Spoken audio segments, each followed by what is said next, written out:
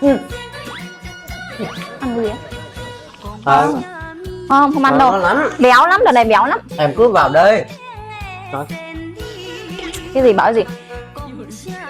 Nói. Em nghe được cái này. Béo không ăn đâu. Vợ tôi thân hình béo mập trông Cái rất gì? xấu nhưng sự Anh nói thật ai béo á? người vợ Đây. chính là Nghe hết đi. phúc phần của một người đàn ông.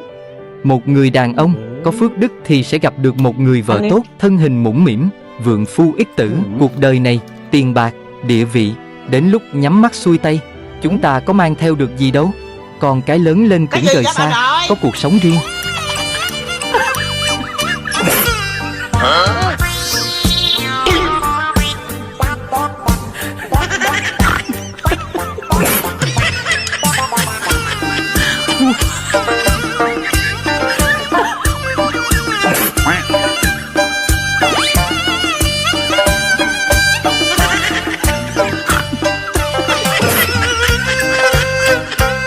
Ai ơi mà